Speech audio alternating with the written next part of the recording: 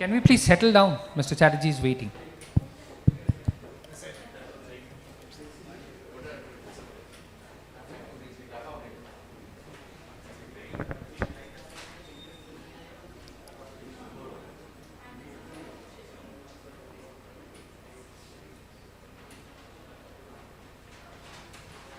Stop. Thank you to the Bengal Chamber and Rising Asian Foundation. Thank you for inviting me. I told Mr. Lahiri that I'm only coming in this afternoon, so I can't do a session before 4 o'clock. So I was traveling to Rwanda, I was on my way back, and I just got in this afternoon via Delhi. I had something in the morning this Delhi. So, and I thankfully, thanks to the organizers of Bengal Chamber, I got all the notes. So to speak on a valedictory, it's important that I know what's happened before. I thankfully got to hear the last session, a little bit of the hard power session and the full of the soft power session. And that was amazing. And it was interesting to hear that, soft power isn't done for ROI. But as a business person, one can say that you have the highest ROI out of soft power. And, it may not be done for it. And, in terms of, I remembered a phrase that Sun Tzu had said, that if you can succumb your opponent without war, that is the highest form of war.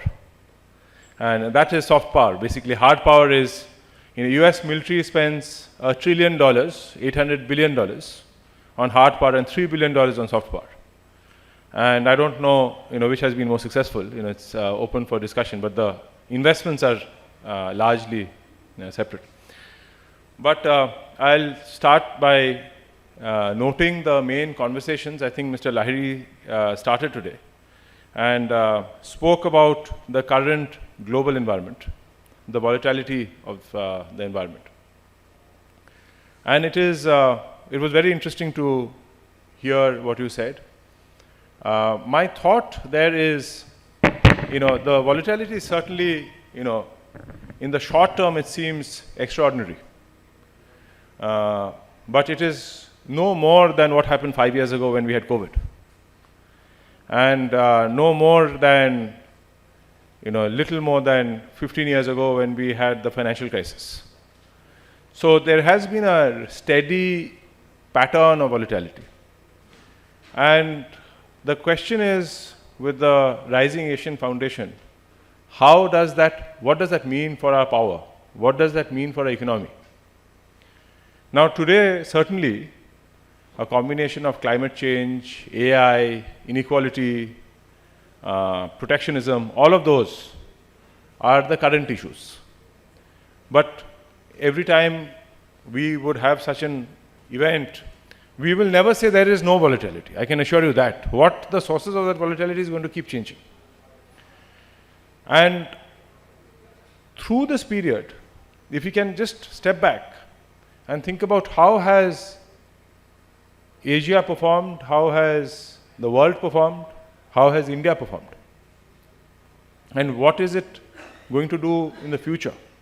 And I think through the day we heard about politics and economics, but I would like to start by just taking a step back and saying, how have we done? So let's start with the world economy, which is today almost $100 trillion. That world economy did not grow at all till the Industrial Revolution. There was no growth.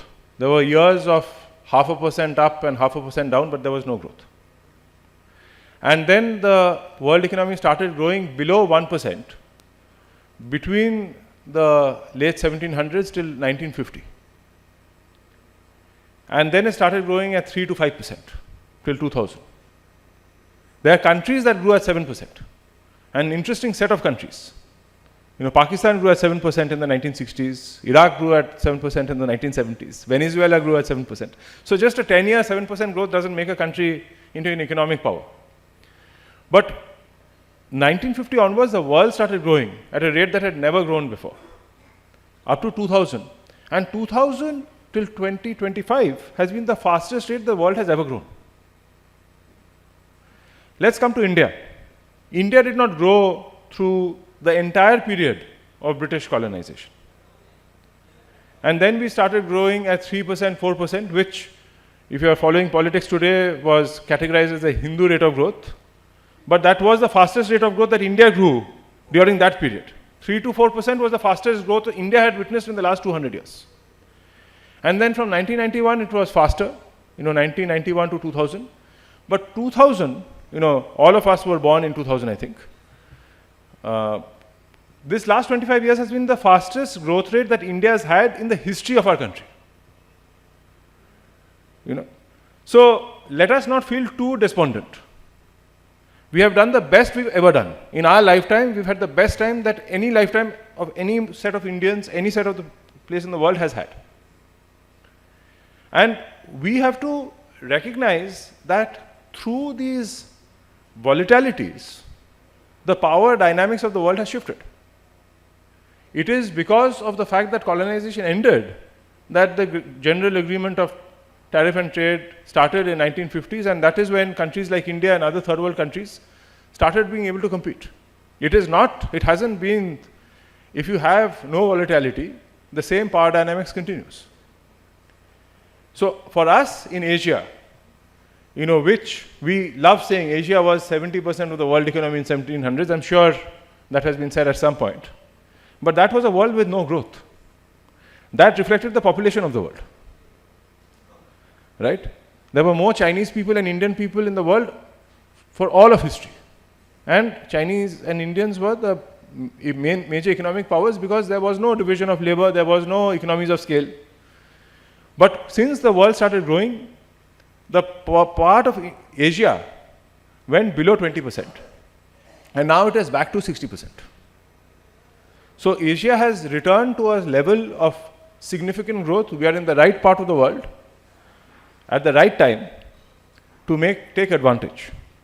And certainly that the process of doing that in a world where the air is becoming tougher to breathe, in a world where demographics is going against us in some countries and some parts of our country, in a world where we are having to deal with not only US tariffs, but Mexico introduced a 50% tariff, and many other countries are, by the way, India has more than 50% tariff for a long time, and so does China.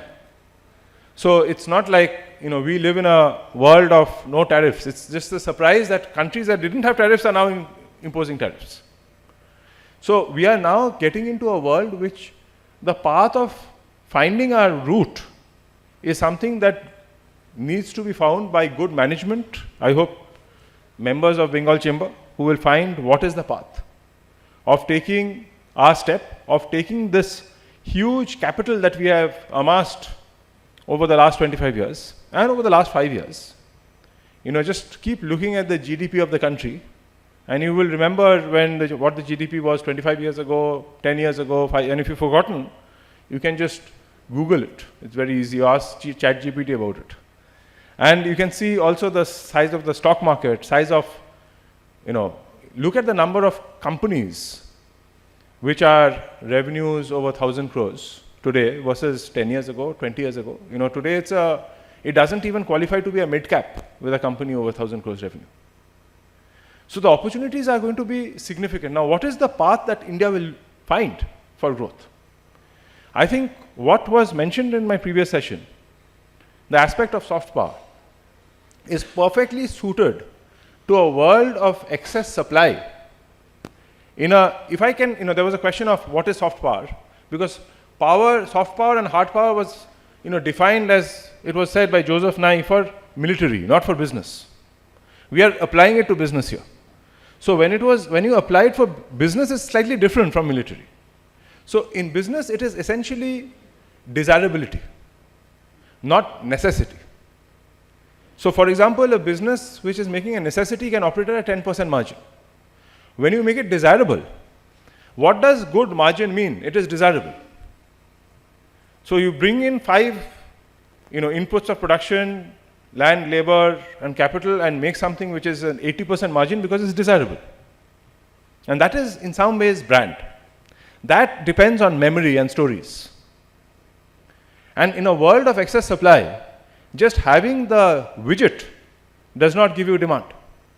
There is enough to fill the need of someone who's just looking for the object.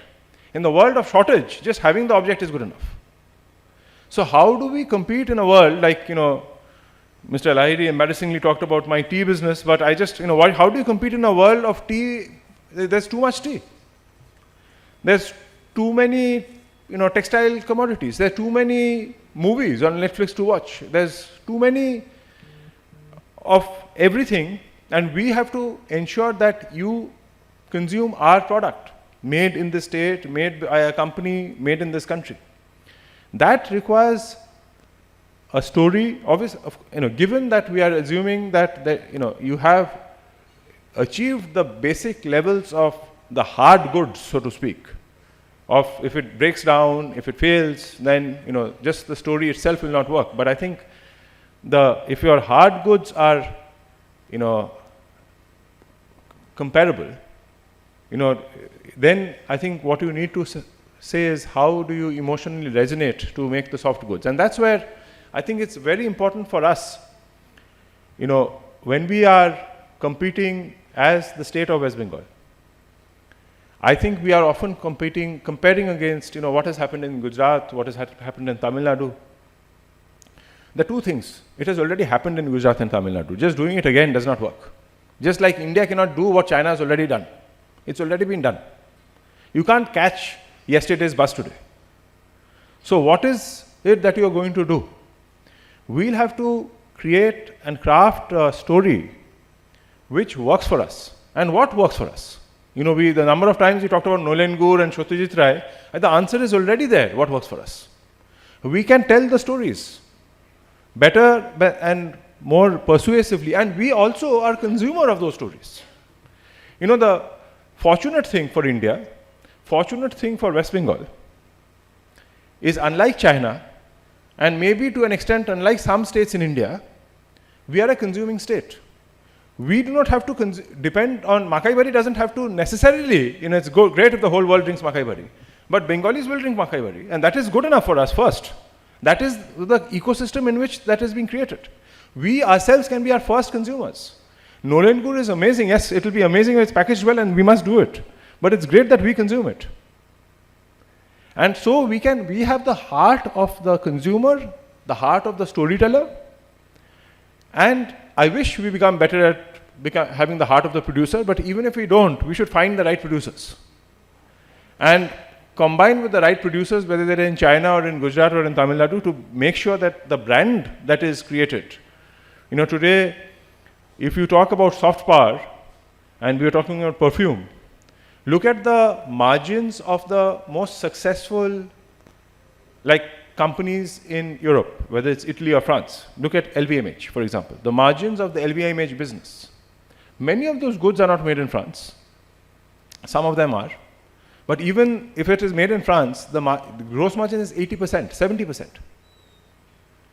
And you can probably not have hard numbers to explain why that it is. And that is the story that I think we, in an excess supply world, where the cost of making goods will constantly come down, cost of energy is coming down, cost of data is coming down. It is important that we use our strength to do that. And certainly it requires an ecosystem of relative stability, but there will be more and more volatility in different segments of our life. We have to accept that and hope that it gives us more opportunities than challenges. Thank you.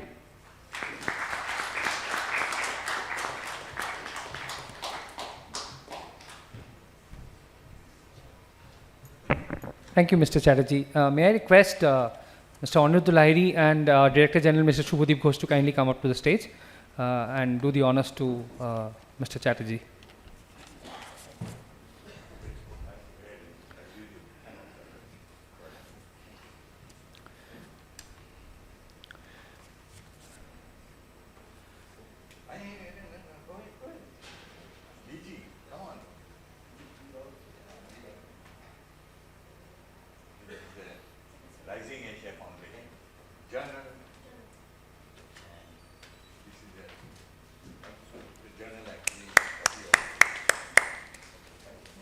We can clap, right? Once.